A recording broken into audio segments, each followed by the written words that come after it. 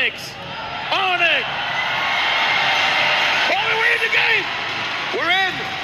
Let me hear AP Bren! And with that, let's jump into the game! We're in, all right. Onic versus AP Bren in the early stage. Already 1 minute has elapsed. And what does it look like so far? Maybe we can take it slow with the emblems first here, Wolf. Yeah. We haven't seen them actually right now. Yeah, we're gonna be looking at towards that later on. I'm actually surprised that Brave Smite is Kyle Tzi's choice, because I think in the Philippines we're kind of a region that likes the quantum charge actually on that particular hero. And Flap Tz going in for Impure Rage. One thing that we do know about the Brody is it's a great laner. Like 1v1 almost wins almost all of the matchups. And right now looking at Kyrie already setting up for the turtle. Keyboy absorbing quite a lot of damage coming in from Few as well as Ogwen. Not going to be having priority going into the turtle fight. Kyrie's holding it, resets it. Sounds and Boots rotating over.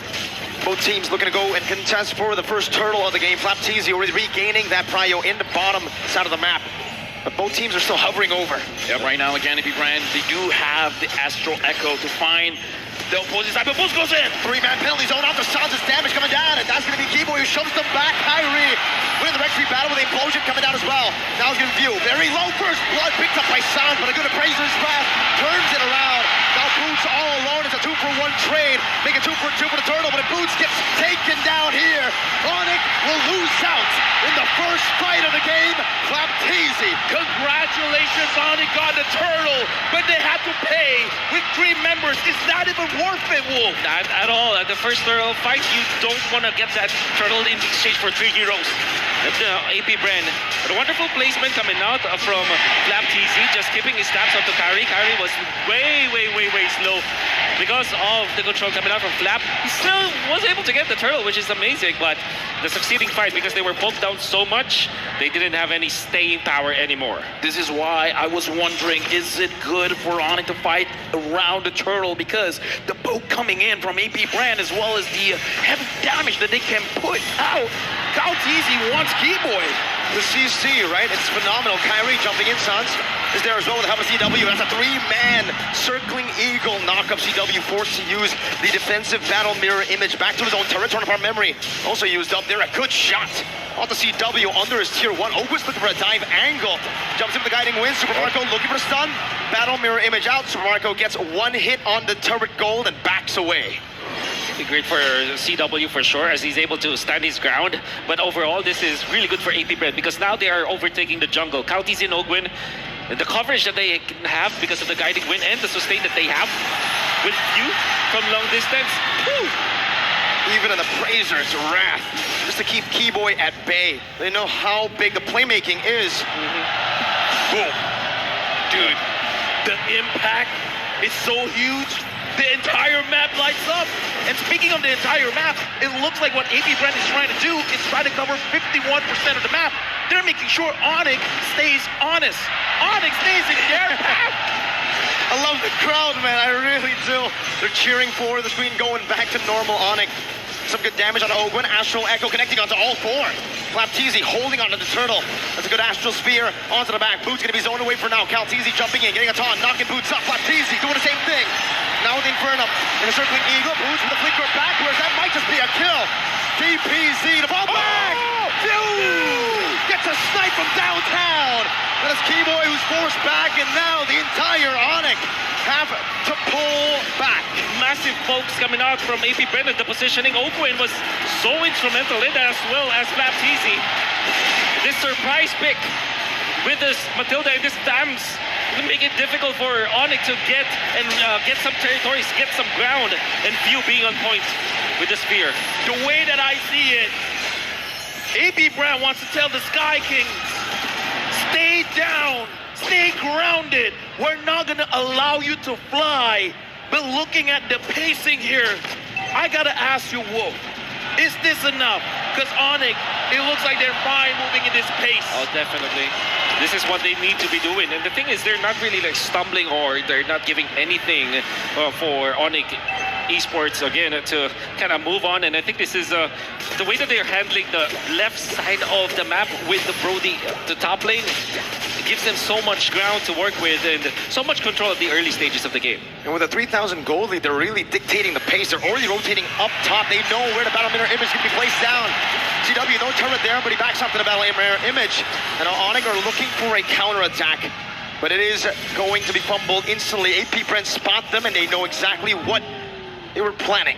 Right now, I gotta ask, well, what is Onic able to lose out? In terms of trading, they're losing turrets. How many turrets can they afford to lose? Well, they do have good late game. I think they're gonna be happy just keeping all of their outer turrets before the first Lord. I guess that's already a good sign for Onic.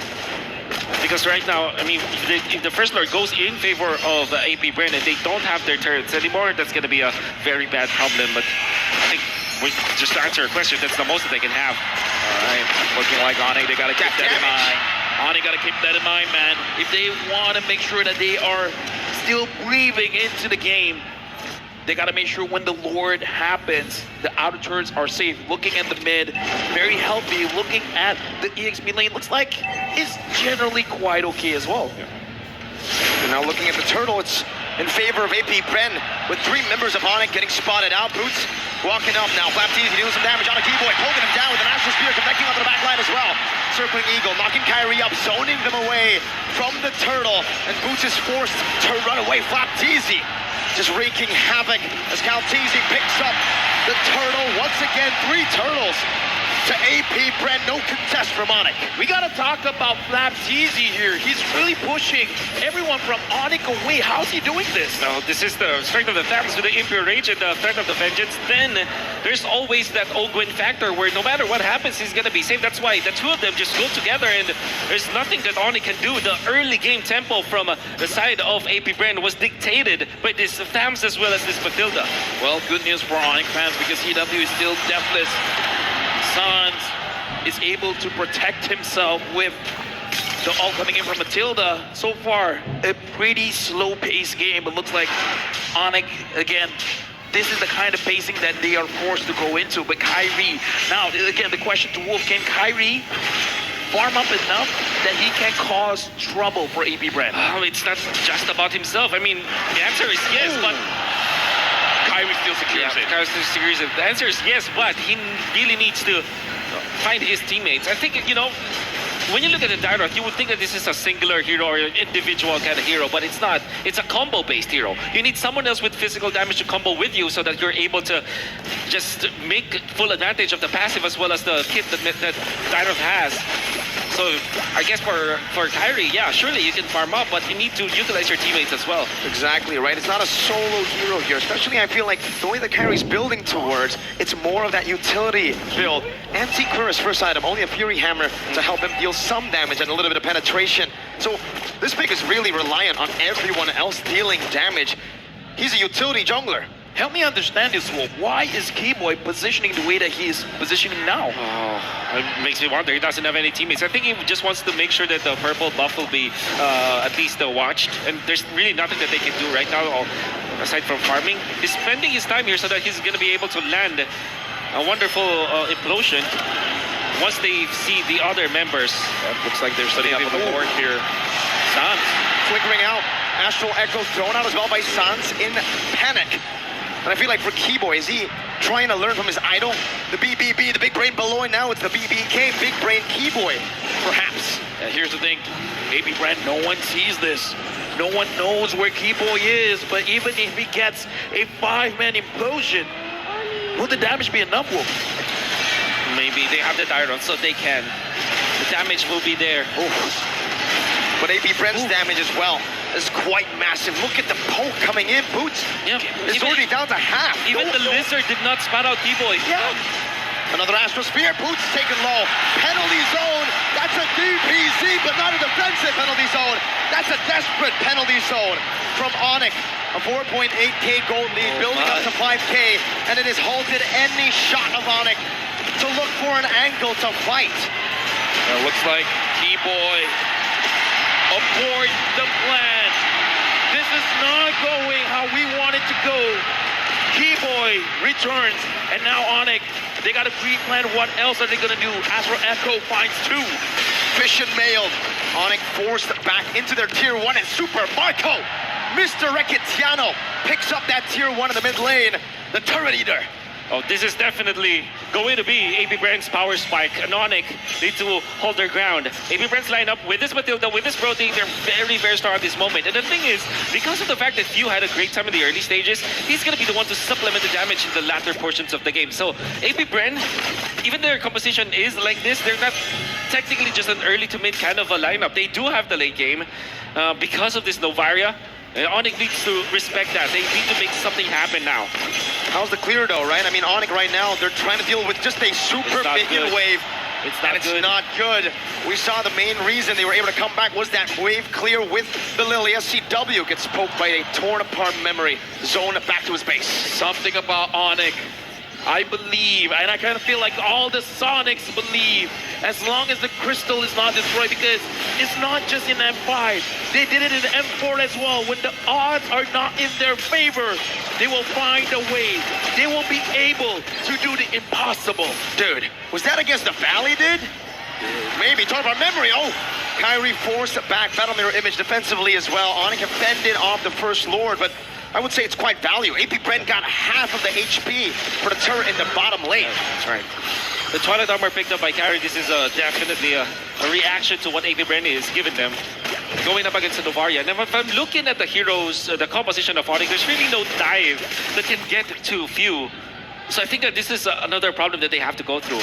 Even then, the front-to-back composition of AP Bren is also a thing of beauty because you have Lapteezy all very, very farmed now with the Imperial Age as well as the Vengeance, and then you have Kaltizi to man the front lanes as well. They have the Guiding Wind to start. The front-to-back of AP Bren is just perfect. Ogwen is a roamer, let me remind you. Yeah. And he's doing that much damage to CW. I really am curious to see how far behind CW is compared to Super Marco, right? Because Marco's been eating turrets, but it seems like in terms of levels, even damage earlier, CW has got quite enough. So let me just ask, Wu, because you were talking about how Onic, based on their lineup, it's not going to be easy to catch Few. So if Few is not the target, who should be the target? Is it the front line? Is it Super Marco? I think Onic will have to settle for the front lines, yes, because that is the idea of the Dyrot anyways. Of course you can dive, but... Good shot again, Astral Echo. Now revealing a few members. Kyrie going to be engaged on right now. The Surfing Eagle, the Taunty, Appraiser's Wrath. You get some strike coming down, but it's on in time right now. It's actually an implosion out of penalty zone, but it's still not enough. Super Marco is free hitting. That's a flicker and a torn apart memory.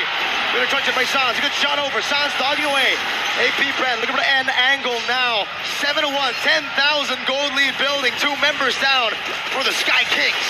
Onic lost 2, and now everyone from AP Bren, they're marching forward. They're looking at the base. Lapteezy goes in. The Hive in the building erupt. The way it's been cleared out, but the turret, the base, has been taken away. AP Bren snatch a victory from under Onyx's feet. This is the beginning of AP Bren telling Onic no more. What happened yesterday was a fluke. If you give us an advantage, we're gonna take the win.